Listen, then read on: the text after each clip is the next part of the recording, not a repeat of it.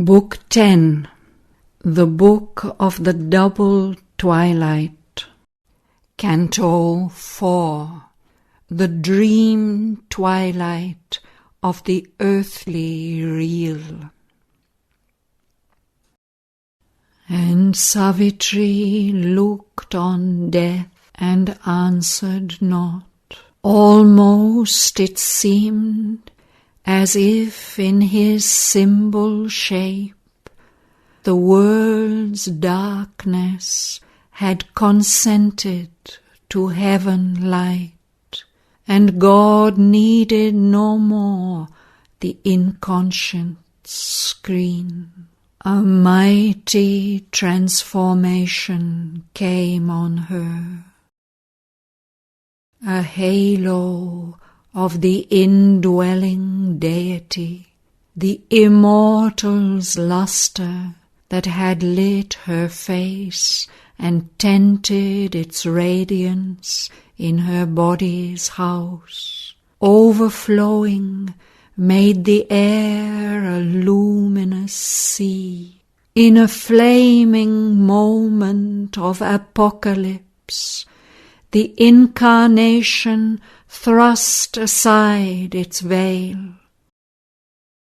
A little figure in infinity yet stood and seemed the Eternal's very house, as if the world's centre was her very soul, and all wide space was but its outer robe.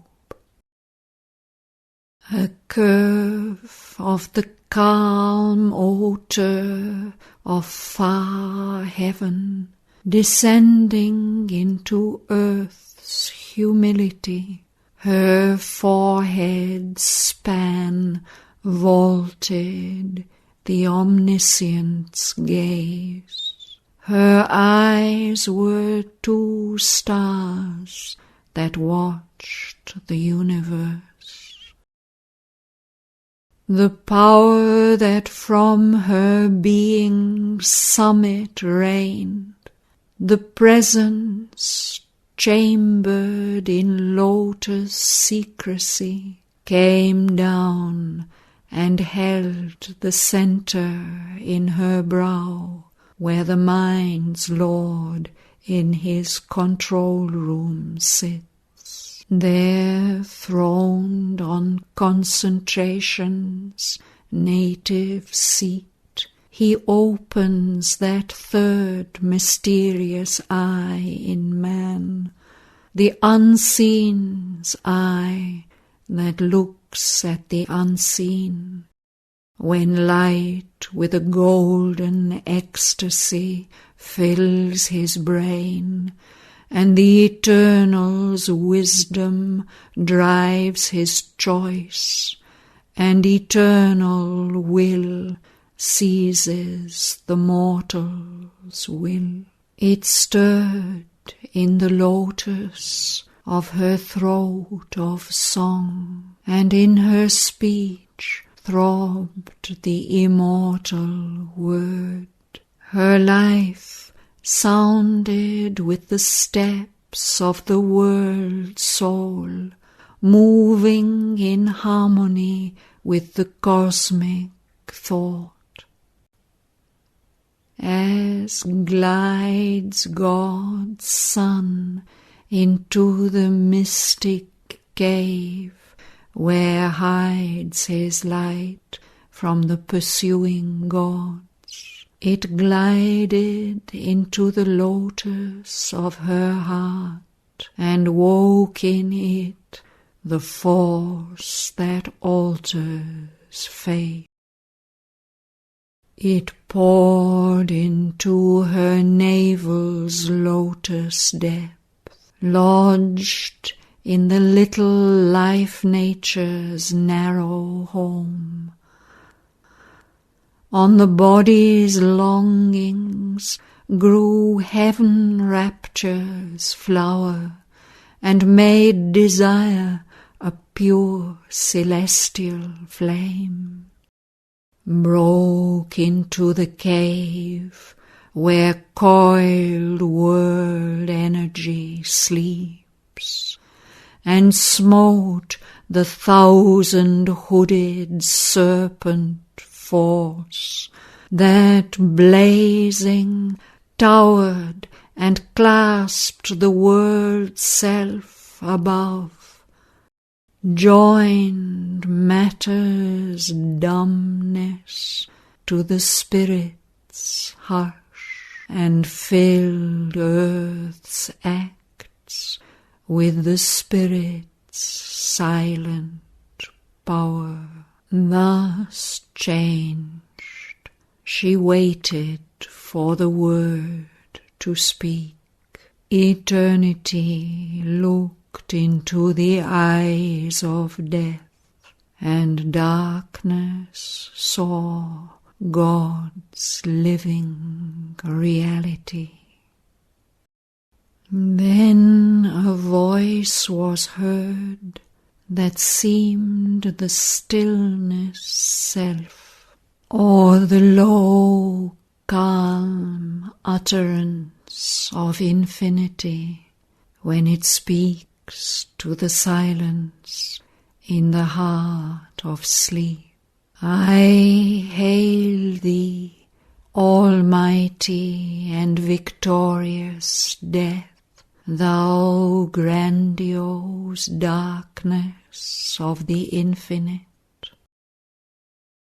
O void that makest room for all to be, hunger that gnawest at the universe, consuming the cold remnants of the suns, and eats the whole world with thy jaws of fire, waster of the energy that has made the stars, inconscience, carrier of the seeds of thought, nescience, in which all knowledge sleeps entombed and slowly emerges in its hollow breast, wearing the mind's mask of bright ignorance. Thou art my shadow and my instrument. I have given thee thy awful shape of dread, and thy sharp sword of terror and grief and pain, to force the soul of man to struggle for light on the brevity of his half-conscious days. Thou art his spur to greatness in his works, the whip to his yearning for eternal bliss, his poignant need of immortality. Live, death, a while, be still my instrument. One day man too shall know thy fathomless heart of silence, and the brooding peace of night, and grave obedience to eternal law, and the calm, inflexible pity in thy gaze. But now, O timeless mightiness, stand aside and leave the path of my incarnate force. Relieve the radiant God from thy black mask. Release the soul of the world, called Shraddhavan, freed from thy clutch of pain and ignorance, that he may stand master of life and fate, man's representative in the house of God, the mate of wisdom and the spouse of light, the eternal bridegroom of the eternal bride. She spoke.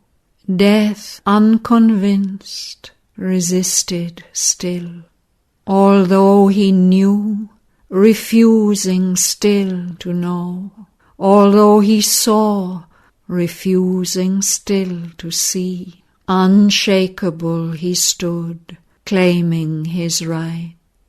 His spirit bowed, his will obeyed the law of its own nature, binding even on gods. The two opposed each other face to face, his being like a huge fort of darkness towered.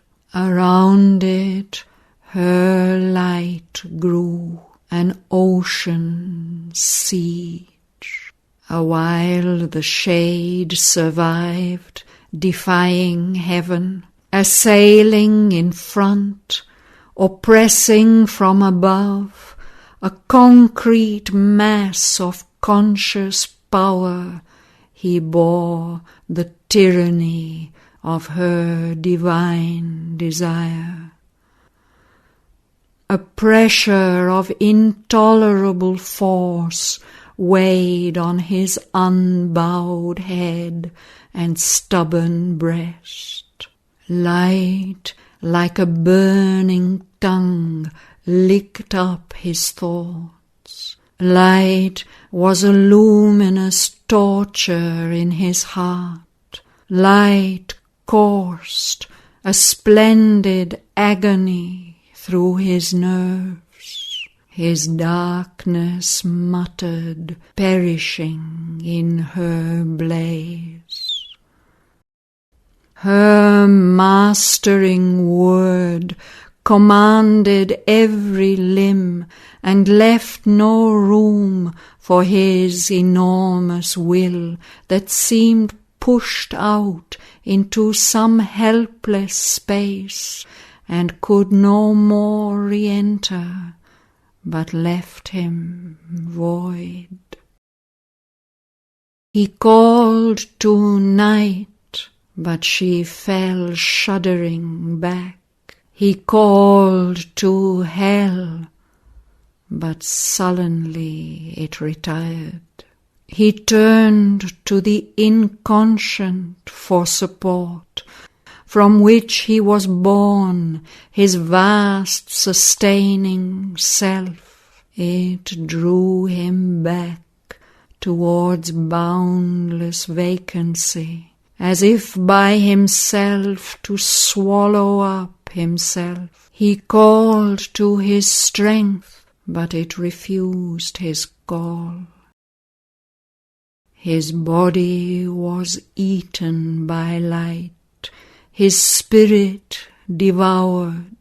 At last he knew defeat inevitable, and left crumbling the shape that he had worn, abandoning hope to make man's soul his prey, and forced to be mortal, the immortal spirit. Afar he fled, shunning her dreaded touch, and refuge took in the retreating night. In the dream twilight of that symbol world, the dire universal shadow disappeared, vanishing into the void from which it came. As if deprived of its original cause, the twilight realm passed, fading from their souls, and Shraddhavan and Savitri were alone. but neither stirred. Between those figures rose a mute, invisible and translucent wall. In the long blank moment's pause, nothing could move. All waited on the unknown, inscrutable will.